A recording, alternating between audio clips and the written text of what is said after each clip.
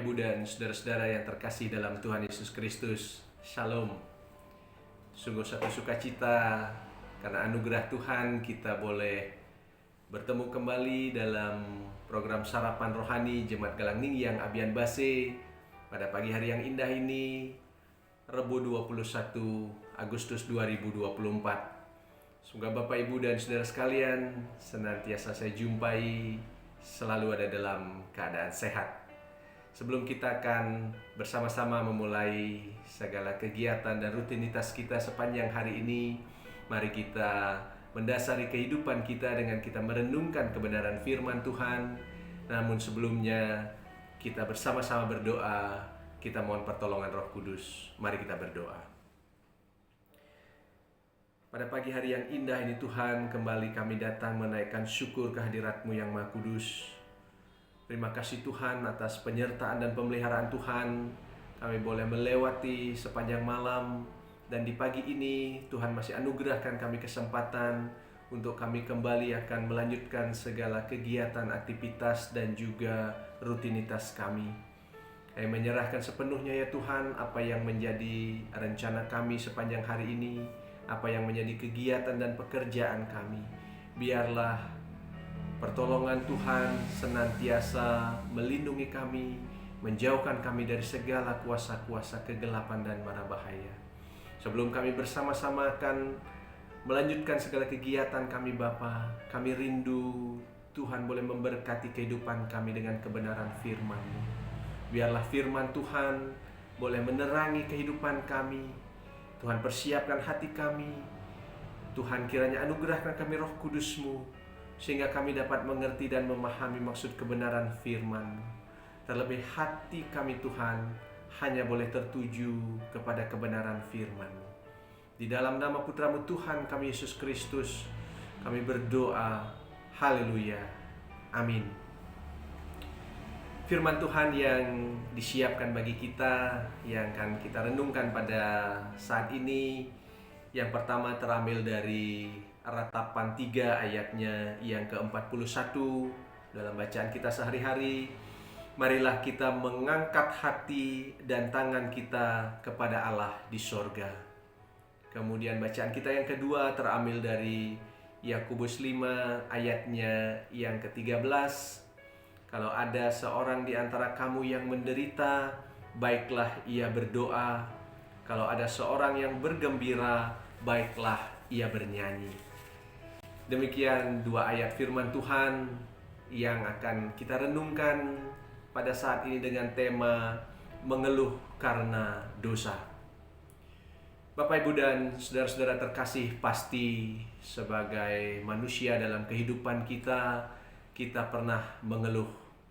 Ketika kita merasakan ada sesuatu hal yang tidak sesuai dengan kehendak kita, tidak jarang kita mengeluh. Dan bahkan hal tersebut sering kita lakukan tanpa kita sadari.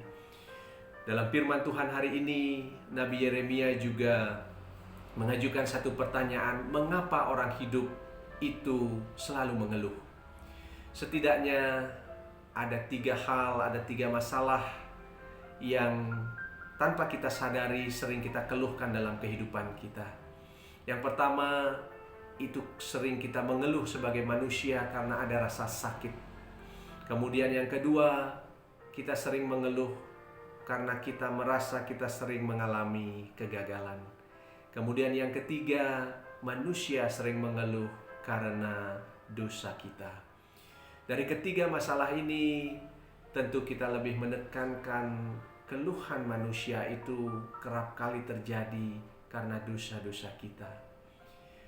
Biarlah setiap orang mengeluh tentang dosanya, karena upah dosa itu adalah maut.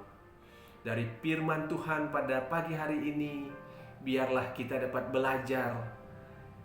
Yang pertama, haruslah kita menghindari hidup yang terus-menerus mengeluh. Kita jangan menjadikan sikap mengeluh menjadi satu kebiasaan di dalam kehidupan kita. Ketahuilah, kebiasaan mengeluh itu hanya akan menguras energi kita dan membuat kita bodoh dan juga kita tidak akan dapat berpikir dengan jernih. Kita mengeluh karena kita kecewa bahwa realitas yang kita terima dalam kehidupan kita itu sering sekali tidak sesuai dengan harapan, tidak sesuai dengan keinginan kita. Kemudian yang kedua, ketika kita mengeluh, itu akan membuat kita ingin marah.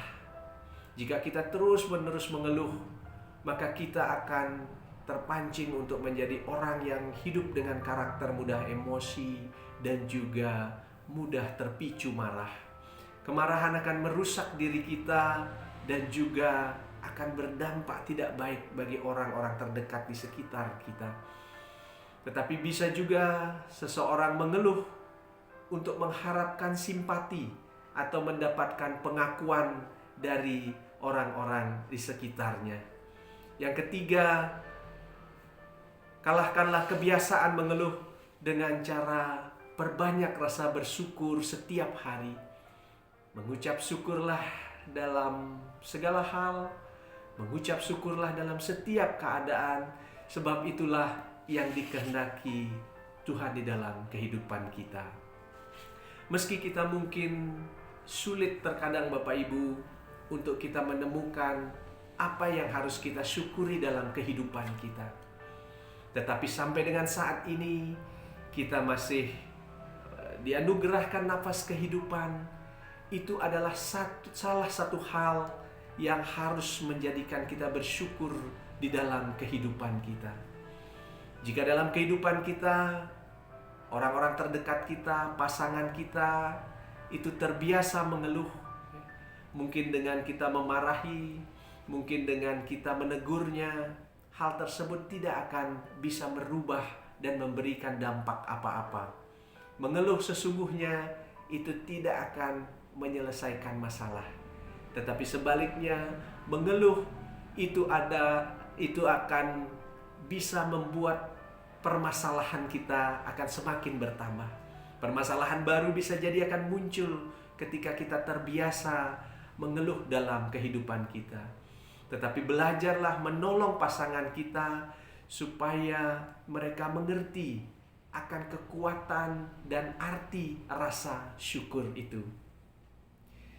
Bapak, Ibu, dan Saudara yang terkasih, bersyukur itu jauh lebih menguntungkan, lebih baik, lebih sehat, lebih harmonis, dan bahkan lebih menciptakan kebahagiaan di dalam hidup kita daripada kita mengeluh. Ketika kita mengeluh, maka sebenarnya hidup kita itu akan menjadi lebih sakit, lebih buruk, dan sudah pasti sukacita, damai sejahtera itu akan jauh dari kehidupan kita. Pada sisi lain, ketika kita bersyukur, kita memiliki rasa syukur, itu akan mengikis rasa mengeluh dan bahkan mengusirnya dari hidup kita dan juga dari keluarga kita. Dengan bersyukur, kehidupan rumah tangga kita akan semakin harmonis. Berkat-berkat Tuhan tentu akan semakin Tuhan anugerahkan, Tuhan semakin curahkan ke dalam pundi-pundi kehidupan kita.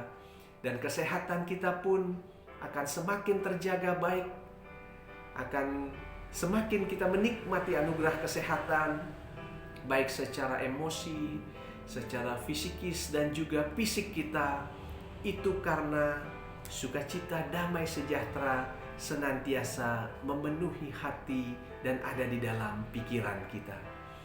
Saudara-saudara yang terkasih, karena itu marilah kita berkomitmen untuk tidak membiarkan perasaan mengeluh itu menguasai dan mengontrol hidup kita. Kalahkanlah kebiasaan mengeluh dengan selalu mengucap syukur dalam setiap hal, dalam setiap waktu, dan juga dalam setiap keadaan yang Tuhan perkenankan terjadi dalam kehidupan kita. Jadikanlah bersyukur sebagai cara dan juga gaya hidup kita sebagai anak-anak Tuhan. Amin. Kita berdoa. Terima kasih ya Tuhan atas taburan firman-Mu yang boleh memberkati kehidupan kami. Dalam begitu banyak berkat dan pemeliharaan Tuhan, seringkali sebagai manusia kami masih mengeluh. Kami masih senantiasa merasakan ketidaknyamanan di dalam kehidupan kami. Tetapi biarlah firman Tuhan pada pagi hari ini menguatkan kami bahwa mengeluh itu adalah dosa yang mengintai dalam kehidupan kami. Biarlah kami dapat hidup dengan penuh rasa syukur atas segala hikmat yang Tuhan curahkan dalam kehidupan kami. Terima kasih Tuhan. Dan pada saat ini, jika kami sekalian dan juga seluruh jemaat Tuhan akan mempersiapkan diri dalam melanjutkan aktivitas dalam setiap usaha pekerjaan kami menyerahkan sepenuhnya ke dalam tangan-Mu Bapa. Dimanapun keberadaan kami, apapun yang menjadi kegiatan kami sepanjang hari ini, biarlah Tuhan yang menjaga, melindungi kami. Terlebih Tuhan menjauhkan kami dari segala kuasa mara bahaya. Biarlah pemeliharaan penyertaan Tuhan senantiasa menjaga kehidupan kami. Terima kasih ya Tuhan. Inilah doa dan seru permohonan kami yang kami naikkan di dalam nama Tuhan kami Yesus Kristus. Amin. Bapak, Ibu, dan Saudara sekalian, selamat berkarya untuk kita dalam sepanjang hari ini. Kiranya Tuhan senantiasa memberkati kita semua. Shalom.